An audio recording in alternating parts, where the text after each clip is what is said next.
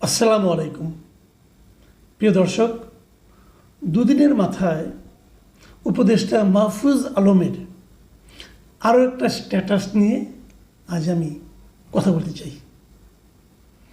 এই স্ট্যাটাসটার উনি শিরোনাম দিয়েছেন দুটি কথা, উনি দুটি পয়েন্ট এখানে তুলে ধরেছেন এবং আমার কাছে মনে হয়েছে দুটো পয়েন্টে যদি আমি পুরোটা না পড়ি তাহলে আপনাদের কাছে বিষয়টা স্পষ্ট হবে না। প্রথম পয়েন্ট উনি তুলেছেন, ৭১-এর মীমাংসা করতেই হবে, যুদ্ধ অপরাধের সহযোগীদের ক্ষমা চাইতে হবে। বাংলাদেশে রাজনীতি করতে হলে পাকিস্তান পন্থা বাদ দিতে হবে।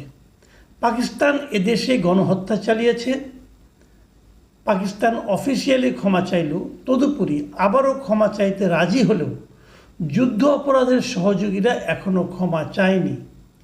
ইনিয়ে বিনিয়ে গণহত্যার পক্ষে বয়ান উৎপাদন বন্ধ করতে হবে, জুলাইয়ের শক্তির মধ্যে ঢুকে স্যাবোটাজ করা বন্ধ করতে হবে, সাফ দিলে আসতে হবে।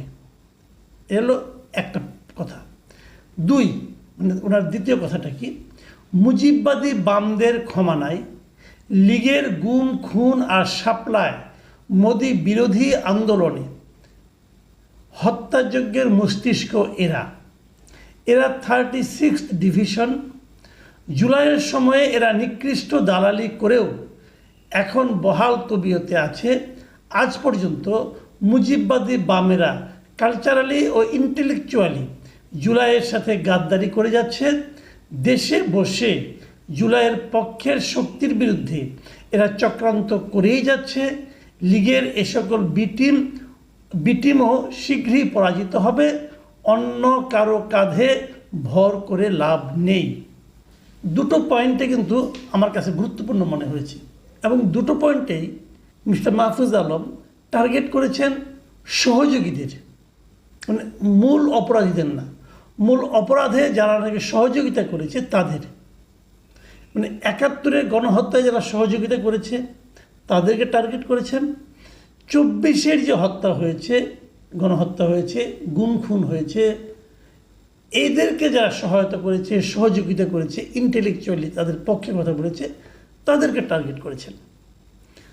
আমি কিন্তু মাহফুজ আলমের এই যে স্ট্যাটাস এবং স্ট্যাটাসের দুটো পার্ট নিয়ে কিন্তু আমি বেশ সন্তুষ্ট।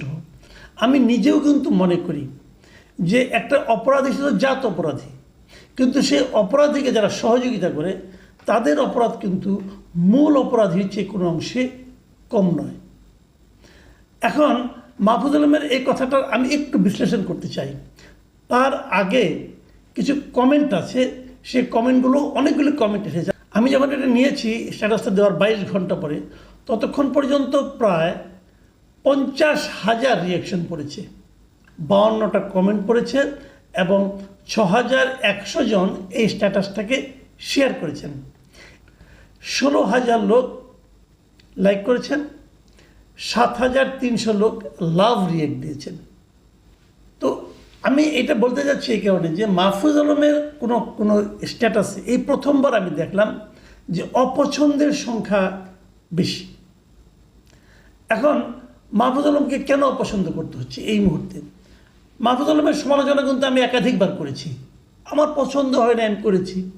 এখানেও তাই হবে, যারা পছন্দ করেননি তারা হাহা রিয়েক্ট দিয়েছেন, যারা পছন্দ করেছেন তারা লাইক রিয়েক্ট দিয়েছেন, যারা খুব পছন্দ করেছেন তারা লাভ রিয়েক্ট দিয়েছেন।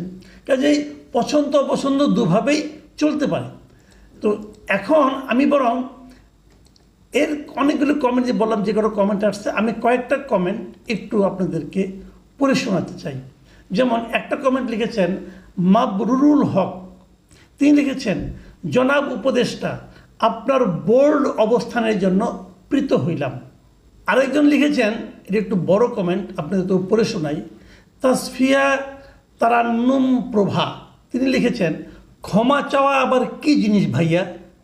আওয়ামী লীগ ক্ষমা চাইলে তাদেরও ক্ষমা করে দিবেন নাকি? গণহত্যাকারী দলের রাজনীতি নিষিদ্ধ করতে হবে। এই স্পিরিটেই যদি 24-এর গণহত্যাকারী দলের রাজনীতি নিষিদ্ধ করা হয়, তাইলে ৭১-এর গণহত্যাকারী দলের রাজনীতি নিষিদ্ধ কেন নয়? গণহত্যাকারী দলের সাথে কিসের মীমাংসা? আওয়ামী লীগের সাথেও মীমাংসা করবেন নাকি কখনো? একাত্তরের গণহত্যাকারী দল যে এখনও একাত্তরের অবস্থাতেই রয়ে গেছে দেখতেই পাচ্ছেন আশা করি। নইলে আপনার বাংলাদেশে একাত্তরের জানোয়ার গোলাম আজমের নামে স্বাধীনতার 50 বছর পেরিয়ে স্লোগান উঠে কেমনে? আমরা যদি মাহফুজ আলমের প্রথম যে পয়েন্টটা, সেখানে একটা পয়েন্ট আপনি দেখেন লেখা আছে, উনি বলেছেন জুলাইয়ের শক্তির মধ্যে ঢুকে স্যাবোটাজ করা বন্ধ করতে হবে। অর্থ, জুলাইয়ের শক্তির মধ্যে একাত্তরের যুদ্ধ অপরাধীদের সহযোগী যারা আছে তারা সেখানে ঢুকে স্যাবোটাজ করছে বলে মাহফুজ আলম স্পষ্টভাবে অভিযোগ করেছেন। বুঝতে পেরেছেন? প্রভার বক্তব্যটা আপনারা শুনলেন।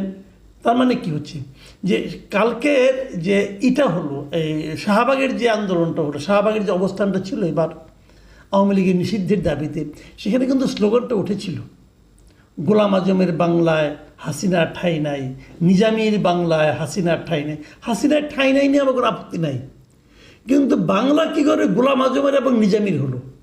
আরেকটা জিনিস লক্ষ্য করেন, পুরো স্ট্যাটাসে, মাহফুজ আলমের পুরো স্ট্যাটাসে কোথাও কিন্তু কোনো রাজনৈতিক দলের নাম উল্লেখ করা হয়নি। কোনো একটা রাজনৈতিক দলের নাম উনি উল্লেখ করেননি। বামপন্থী কোনগুলো সেটাও বলেন নাই, এবং একাত্তরের কোনটা সেটাও বলেন নাই। তারপরেও ওনার যে কমেন্টগুলো এসেছে, সেই কমেন্টগুলোতে যে গালাগালিগুলো এসেছে আমি দেখেছি মাহফুজের বিরুদ্ধে, ম্যাক্সিমাম মনে হচ্ছে যেন জামাতের লোকজনই গালাগালি করেছে। এবং আমি একটা ভিডিও দেখলাম এর মধ্যে, সেই ভিডিওতে প্রায় ছোট্ট একটা ভিডিও, একজন স্টুডেন্টের মতো মনে হলো, ইয়াং লোক, তার আশেপাশে আরও কয়েকজন আছে, এবং তারা মাহফুজ আলমকে খুবই অশ্লীল ভাষায় গালাগালি করলেন। এবং সেখানে ওই ছেলেটা বললেন যে মাহফুজ আলম, দেশটা কি তোর বাবার? একজন দেশের বাবা, দেশকে তার বাবা বলে মনে করেছিল, তাকে দেশ ছেড়ে পালাইতে হয়েছে, তোকেও পালাইতে হবে যদি তুই তোর এই বক্তব্য প্রত্যাহার না করস। তুই তো কারি একদম বাচ্চা একটা ছেলে, বয়সে মাহফুজের চেয়ে কমপক্ষে বছর দশকে ছোটো হবে হয়তো বা। তো কী বক্তব্য সে দিয়েছে মাহফুজ, এটা কেন প্রত্যাহার করতে হবে? এখানে আরেকজন লোক, ওনার স্ট্যাটাসে আরেকজন লোক কমেন্ট করেছেন, আইনুল হক, তিনি লিখেছেন এই পোস্টে কোথাও জামায়াতের নাম নাই, কিন্তু জামাতিরা খেপেছে। তারা কি যুদ্ধ অপরাধের সহযোগী পাকিস্তানপন্থী নাকি মুজিববাদী বাম? খুব ইন্টারেস্টিং কিন্তু কমেন্টটা, যে মাহফুজ আলম দুইটা পক্ষের কথা বলেছে, দু ধরনের সহযোগীর কথা বলেছেন, মুজিববাদী বাম এবং পাকিস্তানের যুদ্ধ অপরাধের পাকিস্তানিদের সহযোগী। জামাত কেন খেপলো? জামাতের গায়ে কেন লাগলো? মাহফুজের স্ট্যাটাস জামাতের গায়ে কেন জ্বালা ধরালো? এই যে বিষয়গুলো নিয়ে আলোচনা হচ্ছে, আমি মাহফুজ আলম একটা জিনিস লক্ষ্য করেছি, আমার কাছে এই লোকটাকে একটা জায়গায় আমার পছন্দ হয়, উনি যেটা বিশ্বাস করেন উনি এটা অকপটে বলতে চান। ওনার বিশ্বাসে ঝামেলা থাকতে পারে, আমি ওনার অনেকগুলি বিষয়ে সমালোচনা করেছি, আমার কাছে মনে হয়েছে আমি করেছি, আমার মনে হয়েছে সেগুলোতে বিশ্বাসেই ঝামেলা আছে, হতে পারে। আবার এখানেও দেখছি ওনার বিশ্বাসটা আরেক ধরনের, উনি কিছু কিছু ক্ষেত্রে একজন অনমনীয়। তার এই অনমনীয়তা অথবা নিজের বিশ্বাস অনুযায়ী বক্তব্য দিতে পারার সাহস থাকাটা, আপোষকামিতার গড্ডালিকা প্রবাহে গা না ভাসানোটা, এটা আমার পছন্দ। এবং আমি মাহফুজ আলমকে ধন্যবাদ জানাচ্ছি যে সত্যি কথা বলার জন্য।